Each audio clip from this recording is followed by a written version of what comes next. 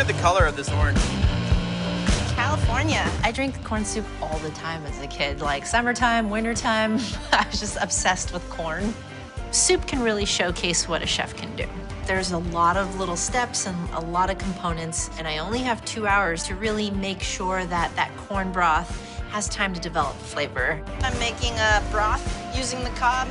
I think you should use everything when it comes to these beautiful vegetables. It sounds delicious. Yeah, it's be corny. All right, Melissa, what can I do for you? All right, pour some soup, 1 ladle in each. 1 ladle per bowl, Herd. I need sea salt, and we need a little olive oil to finish, yeah? I asked Brian Malarkey, I was like, can you grab the olive oil and the sea salt? I just don't have time to finish plating my dish. Get it all on the plate, please. They are so focused on this second course. Meanwhile, Melissa's just like owning it on her own. I know. It's like, I got it. Time! Thanks, Leanne. Wow, that looks beautiful. Thank you, Chef. I made a coconut corn soup, and it has pickled garlic chives that I found at the market and puffed rice grains. Very nice. Thank you. Leanne, what did you do for us? I made a butternut squash hummus, finished it with a little bit of the Enzo olive oil. There's a little bit of salted goat feta on there. It's just really all about those vegetables. Great, thank you, ladies. Thank you. Thank you. Thanks, guys. Melissa's corn coconut soup, I was concerned that it was going to be too sweet, and it wasn't at all. I really loved all the textures, and the corn flavor really came through. I kind of geek out on the way people handle the raw vegetables, whether that's how crunchy they still are, the precise cuts on them, and I did see that with red team, with the hummus. The issue I had with the red team, in terms of the progression, they're 2 raw vegetable dishes in a row. I think they're too similar. I wish that there was just a little more salt on that dish to pump everything up. So this is a traditional red stew. My mom makes this like at least twice a week. I'm trying to keep it obviously Central Africa with the fight being in Congo. My biggest concern today is time. I have a lot to get done. I've done fufu before, but not for 120 people. If you don't do it properly, then you can get something that's really firm or something that's really loose. I want to get that middle balance. Labor of love. You worry about your judges. You have 6.5 minutes. We got you. We got you. I feel really good. I love the way the plate looks. My fufu, it's a perfect consistency. I'm really proud to serve this in front of all these people.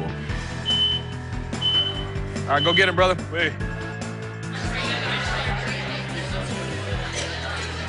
Hello. Hello, how are you? Pardon me for my reach. Good afternoon, everyone. My fight is the Rumble in the Jungle, and it was held in now what's called the Republic of Congo. What we have today is fufu, and essentially it's a plantain and cassava dumpling, and the sauce is known throughout Africa. What was it about Muhammad Ali that inspired you? Tenacity. He had his mind set on his plan and his actions and his political beliefs, and despite what anybody thought, he was steadfast. It's humbling. Thank you. Thank you, Eric. Thank you. Has a really interesting texture. In Africa, this fufu is literally the equivalent of having rice. I thought the dish was delicious. I love the texture of the fufu. I also love the fact that Eric took something that was really humble and just said, you know what? I'm going to do this because this is what I want to do. And it was like your dad, where he was like, I'm not going to conform to what you think I should be. So I'm doing a grilled cheese panzanella salad with a tomato vinaigrette. I love it. Approachable. Yeah, for sure. Yeah. Learning from my past experiences of being too technical and overcomplicating things, let me just keep it simple. Grilled cheese and tomato soup are both one of those comfort foods for me. You know, my wife and I are very easygoing. Do you feed your daughter? Oh, hell no.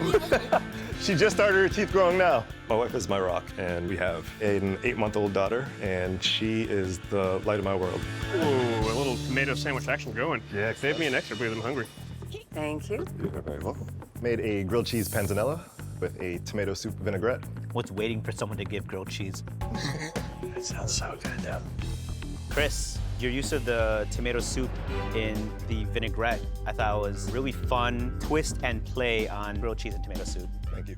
Warming up my tofu, making my sauce. I'm making tofu 6 different ways. The main tofu is very silky. The crunchy tofu is gonna add texture. This is my yuba I made yesterday. Tofu is the star of the show. Maria Shoda, you have 5 minutes left. How's things going over there? Dude, the tofu came out so good. I'm good. It tastes delicious. Crunchy garnishes. 30 seconds left. Shoda Maria, your time is up.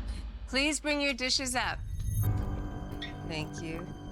I am very excited to taste both these dishes. Maria, please tell us what you made. I mean, when you say tofu, you don't think Mexican food? So I did a soy braised tamale. That is 80% medium tofu and a little bit of masa just to bind it. So the tamales, you never served this tamales. This is just masa. And no, I just took it apart because I didn't want to give you too much.